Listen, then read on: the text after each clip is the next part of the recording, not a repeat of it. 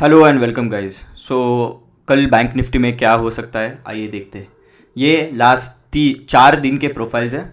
उसमें से ये लास्ट 3 जो सेशंस हुए हैं उसमें क्या हुआ है, मार्केट ने एक बैलेंस जोन दिखाया है। राइट, ये 3 डे बैलेंस एरिया बन गया है। D for dog, D shape profiles बन रहे। इसका मतलब मार्केट एक बैलेंस साइडवेज जोन में है। यूजुअली जब भी 3 डे प्रोफाइल्स बनते हैं हाई चांस है कि उसको नेक्स्ट 4th ट्रेडिंग सेशन उसके चांसेस बढ़ जाते हैं ब्रेक होने के लिए। तो मैं कल इसके ऊपर लॉन्ग्स और इस बाउंड्री के नीचे shorts. So value area high and value area low. अब ये कैसी निकली है देखो, जब 3 ओवरलैपिंग प्रोफाइल्स हो या कभी भी ओवरलैपिंग प्रोफाइल्स हो ना, मैं उसको मर्ज कर देता हूँ। मर्ज करने से क्या होगा ना, हमें एक एक्यूरेट बाउंड्री मिलेगी।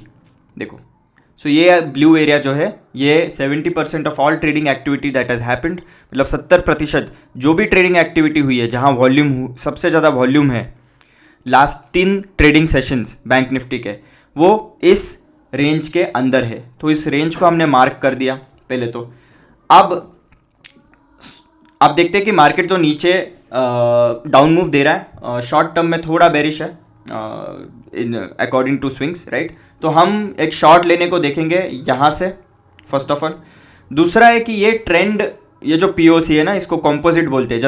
जब 1 और मोर वैल्यू एरियाज मिक्स करते हैं हम उसको कॉम्पोजिट बोलते थे। कॉम्पोजिट वैल्यू एरिया का जो पीओसी है ना, इसको मार्क कर देते हैं। ये बन जाएगा कल का trend decider. Okay, to understand क्या हो सकता है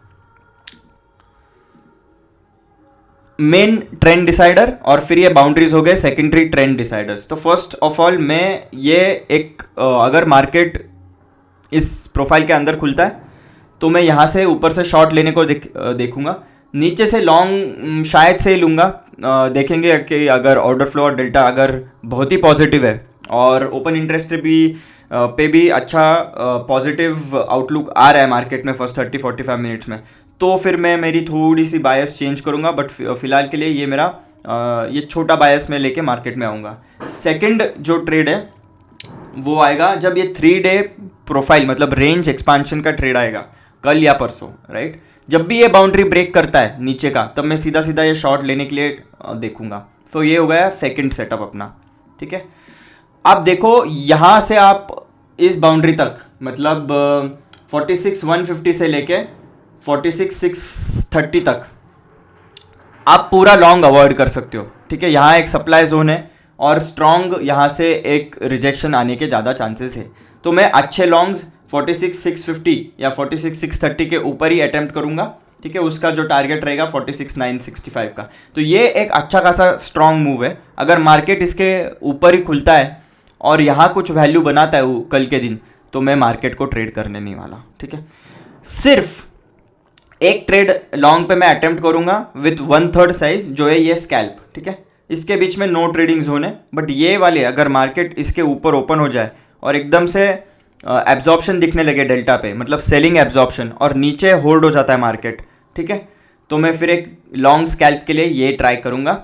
उसके बाद मैं इसके बीच में कुछ भी नहीं मुझे ट्रेडिंग करनी है। अगर कल मार्केट यहाँ से ओपन होता है ऊपर के बाउंड्री के ऊपर 46,190 मतलब 46,200 के ऊपर ओपन होकर सस्टेन होने लगता है, ठीक है, तो एक स्कैल्प, और स्कैल्प के बाद वापस सस्टेन होने लग गया तो समझो कि एंड ऑफ द डे एक ये मूव आएगा, नहीं तो परसों ये वाला मूव आएगा। ठीक है, तो ये अच्छे खासे कॉन्ट्रारियन मूव्स है। इसका प्रोबेबिलिटी रहेगा लेट्स से 30%, 30 to 40% लगभग। ठीक है, 30% पकड़ लो अभी के लिए।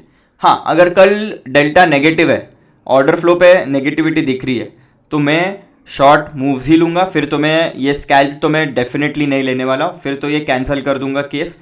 इसको शायद मैं देखूँ कि अगर ऑर्डर फ्लो स्टेबल है और डेल्टा फ्लैट है तो फिर ये भी मैं अवॉइड करूँगा। बट ऐसा होगा नहीं मोस्टली, क्योंकि मार्केट अगर यहाँ क्लोज हुआ है 46,200 के यहाँ फ्यूचर्स पे और डेल्टा स्ट्रांग नहीं है, ऑर्डर फ्लो स्ट्रांग नहीं है, तो इस एटलीस्ट 46,630 तक तो जा ही नहीं पाएगा।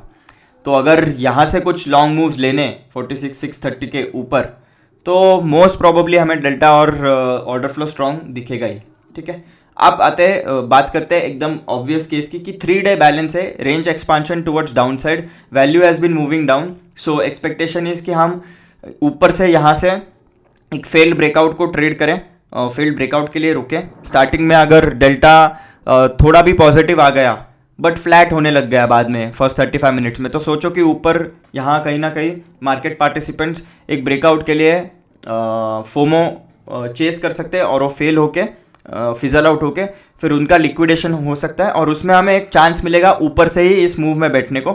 अगर ये हो जाता है, ऊपर से हमें चांस मिल जाता है ऐसा कुछ जहाँ एकदम गारंटी है कि लोग वहाँ ट्रैप हो चुके हैं, लॉन्ग्स ट्रैप हो चुके हैं, तो मैं फिर यहाँ से डेफिनेटली अटेम्प्ट करूँगा। नहीं तो फिर रेंज एक्सपांशन पे पूरा का पूरा शॉट ये मिल सकता है। याद रखना कि ये एक डिमांड जोन है, तो इसको थोड़ा टाइम देना। अब ये ट्रिकी हो सकता है कि एकदम क्विकली ये मार्केट ब्रेक हो सकता है डिपेंडिंग ऑन कल डेल्टा कितना नेगेटिव है। अगर मॉर्निंग में ही कैप डाउन खुल जाए और एकदम से नेगेटिव होने लग जाता है डेल्टा फर्स्ट 15-30 मिनट्स में, तो कुछ प्रॉब्लम नहीं, सीधा सीधा लो। बट अगर साइडवेज आता है मार्केट, फिर एकदम से थोड़ा सा सेलिंग आता है, तो रुकना है, क्योंकि एक ये शायद 4 डे बैलेंस भी बना दे और दोनों साइड फेल्ड ब्रेकआउट ब्रेकडाउन दे। तो ये भी एक परम्यूटेशन कॉम्बिनेशन है, यूज़ केस सॉरी ये सेटअप्स है, ये केसेस है जो हो सकते हैं कल। ठीक है, मैंने सारा यहाँ मार्क कर दिया है। आप वीडियो रुका के आप लेवल्स मार्क कर देना। थोड़े मैं ये प्रोफाइल्स बंद कर देता हूँ तो आपको और क्लियरली दिख जाए, राइट। तो ये वाला नो ट्रेडिंग जोन हो गया है, ठीक है। इसके ऊपर शॉर्ट कवरिंग हो सकती है वीकली पोजीशंस की, और ये टारगेट 1 रहेगा लॉन्ग्स के लिए। मैं अटेम्प्ट करूँगा यहाँ से शॉर्ट और यहाँ से शॉर्ट 2, ठीक है। अगर डेल्टा फ्लैट हो जाता है तो कुछ नहीं करना है, क्योंकि ये 3 डे एक्सपांशन है, इसी रेंज में चलेगा जब तक एक्सपांशन नहीं होगा। 3 डे बैलेंस है जो एक्सपांड नहीं होगा जब तक एक साइड एग्रेशन नहीं आता है। तो डेल्टा जब तक फ्लैट है तब तक आप थोड़ा अवॉइड भी कर सकते हैं मार्केट कल का। अगर अर्ली मॉर्निंग डेल्टा फ्लैट है फर्स्ट 45 मिनट्स 2 आवर्स, तो समझ लो कि एक साइड को ट्रैप किया जा रहा है, और फिर जब भी किसी साइड मतलब 46-180 के ऊपर आप सीधा ट्रेड कर सकते हो, नहीं तो 45,763.85, सो 760 से नीचे सीधा ट्रेड कर सकते हो, ठीक है। रेंज प्ले एक मैंने दिया नहीं है, ये वाला, ये मुझे लगता है अवॉइड करना चाहिए कल, ठीक है। All right guys, take care. This is not financial advice, ये एक लर्निंग प्रोसेस है। मेरी जो थिंकिंग है वो मैं आपके साथ शेयर कर रहा हूँ। सो आपको भी एक लॉजिक के साथ ट्रेड करना है। मैंने मेरा लॉजिक दिया है आपको आपके सिस्टम से भी जाना है, बट थोड़ा थोड़ा इनकॉर्पोरेट करना है, थोड़ा थोड़ा सीख के यूज़ करना है डेल्टा और ऑर्डर फ्लो। एक बार आपका हाथ बैठ जाए तो आई थिंक मार्केट थोड़ा और ईजी होना चालू हो जाएगा आपके लिए। All right.